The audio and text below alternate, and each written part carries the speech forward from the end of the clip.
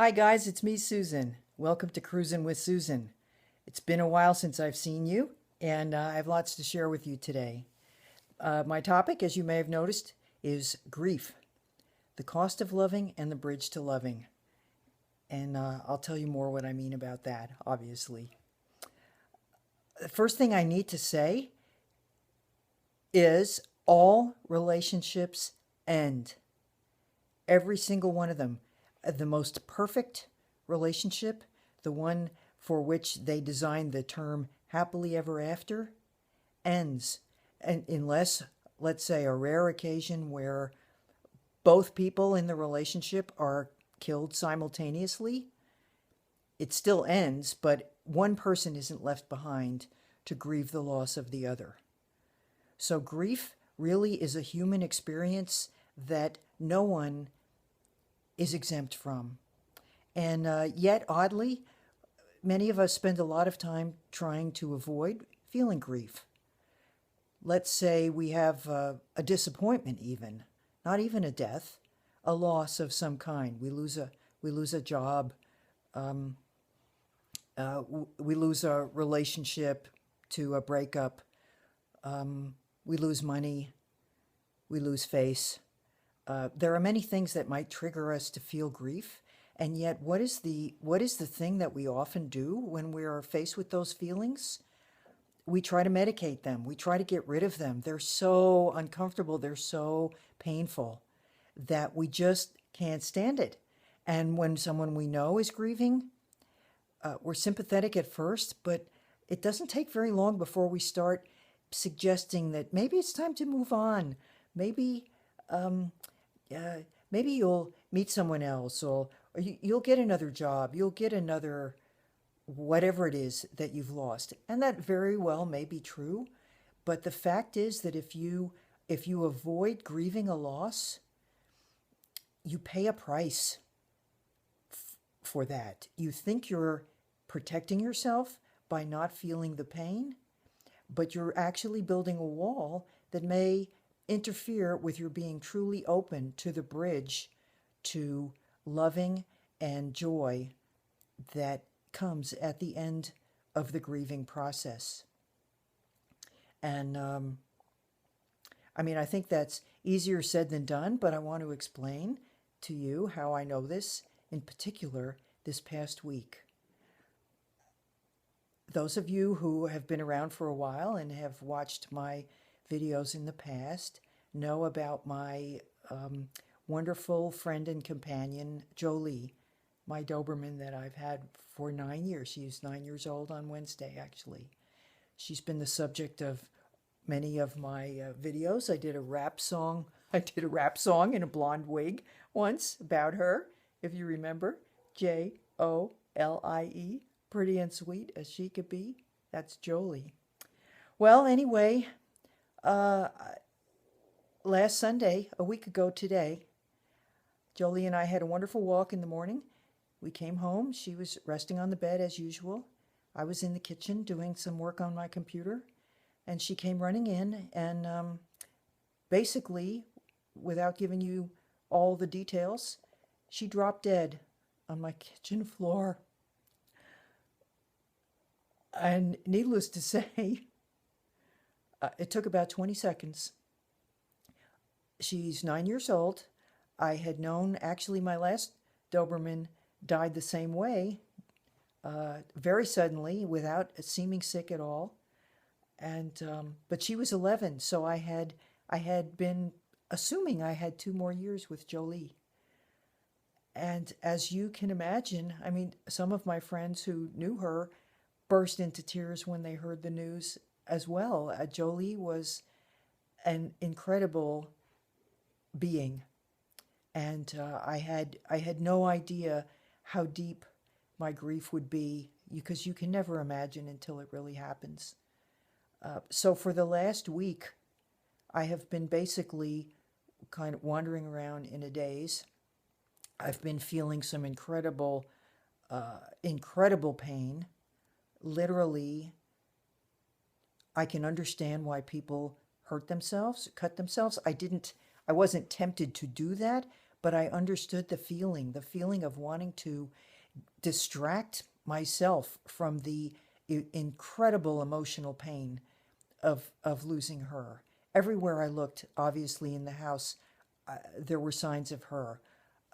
I was able to work because at work I focus totally and effortlessly on the work that I'm doing and the person that I'm with. But as soon, literally, as I walked out of my office and walked towards my car, the pain came welling up in me, like just like a wave swept over me. Sometimes it was in my heart. Sometimes it was like behind my eyes, and the tears just wanted to spurt out of my eyes. Coming home to nothing. I was like, why go home? There's nobody. It doesn't matter. Putting my alarm on in the morning when I leave each day, the way I always remember to do that is I think, I don't want anyone to break in here and harm Jolie. So I put the alarm. Lately, it's like, I don't care. Let them break in. There's nothing here that they can take. I've lost everything. And so, I mean, those of you who are animal lovers can imagine. I think also it it uh, it tapped into my grief about losing Mike. It's been 6.5 years since my husband passed, and honestly, maybe because he was sick for a long time, and I spent a lot of time caregiving and was really overwhelmed. I don't recall, except for a few occasions, I don't recall the depth of grief that I felt in the past week with Jolie not being here anymore. So I committed to the process. You have to feel what you have to feel. It got a little easier during the week. Then Friday, it hit me again. A huge wave. I had thought the waves were kind of calming down a little bit. A huge wave, screaming, crying, sobbing. I literally crawled into her crate, sobbing. And I'm not embarrassed to say so because my commitment to loving her said, you don't get to skip this part. I thought about getting drunk or doing drugs or something, but it was, again, it's just like cutting myself. I'm not going to do that. I wouldn't make any difference. And in fact, it kind of dishonors the memory, the power of the feelings that I have for her.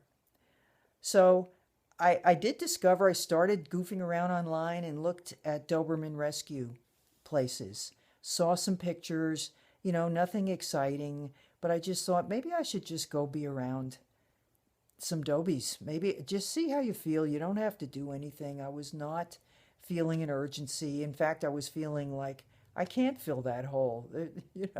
There's just no way. So I could talk about this for hours. I will try not to. So my huge wave of grief, just devastating, just overwhelming grief, was Friday night. Saturday morning, I had already made the appointment to go to the San Antonio Doberman Advocacy and Rescue Facility. It's about an hour from where I live. And I did. And I love Dobermans. I felt like I wanted Doberman. I wasn't even sure, should I get an older one? I can't commit to a puppy. I don't know. I'm just a wreck, just a hot mess. And I loved seeing the Dobermans running around there. A lot of them were very attractive. But I didn't, you know, they were just, I mean, they were nice, and a lot of, I expected rescued dogs to kind of look a little rough around the edges, maybe a little, I don't know, kind of beat up or something. I don't know. But anyway, I'm standing there looking at the different dogs, and all of a sudden, I see one. And I said, "Who is that?" And the answer was, well, her name at the time was Raider.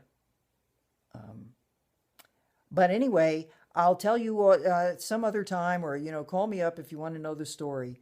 But less than 1 week after losing Jolie and feeling like I had really lost the center of my life, a huge gaping wound opened up. I found Rosie. And let's see if you can see her. She's sleeping now, but hold on a second. Rosie. Rosie.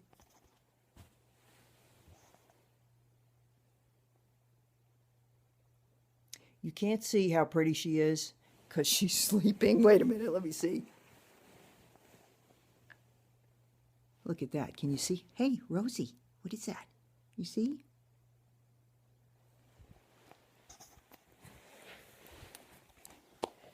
Okay, so that's my story.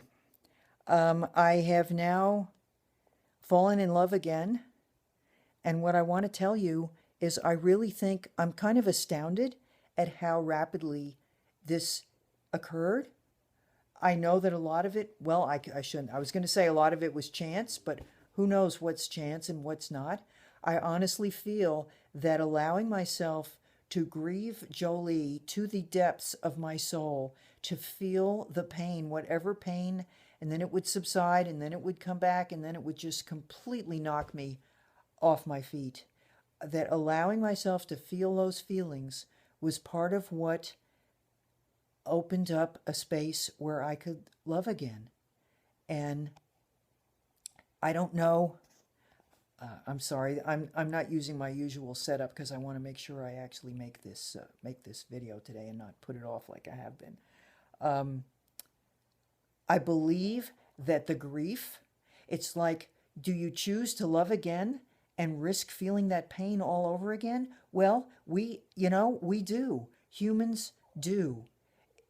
It's you cannot have love that's truly deep and committed and connected and to die for if you're not willing to feel grief, because the relationship will end one way or another. And yet we hedge our bets sometimes. We try to protect ourselves. We put up walls. We say, I don't want to be hurt again. Well, dummy, if you don't want to be hurt again, then you're never going to love again. And is that really worth it? Since being hurt is just, that's a part of being human. I don't think you can opt out of that part. So I just want to tell you that if you want to love fully and totally with all your heart, with your whole heart, you have to open your whole heart to the devastating pain of loss. Whether it's that someone doesn't love you back the way you want them to, or they do love you back the way you want them to, and then they die. Something you want you can't have, but then you go forward anyway. You accept the loss, you grieve it, and something new is there waiting for you. You cannot be happy without opening yourself to pain. And once you get that, it's all just like it did for me. It feels like the universe just plopped. The universe that I was in pain because Jolie left, that same universe plopped Rosie in my lap 1 week later. I don't know. Maybe it would have happened anyway. Who can say? But I feel my readiness to love again after the devastating loss was because I felt my feelings. I didn't try to get rid of them. I did. Oh God, I wished I could have. I thought I would never stop crying. I thought I could never be happy again. This is what grief is supposed to be like. It's almost like how deeply you grieve is how deeply you loved. And you can't have one without the other. So,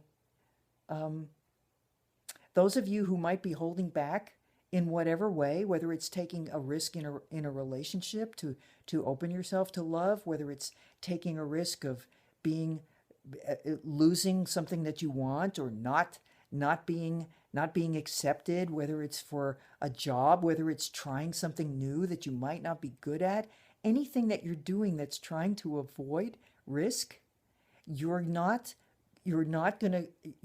closing yourself to love, and you're closing yourself to joy and happiness. It may not be right in front of you, but it will be right beyond the next thing, maybe the next terrible loss. It'll be right beyond there.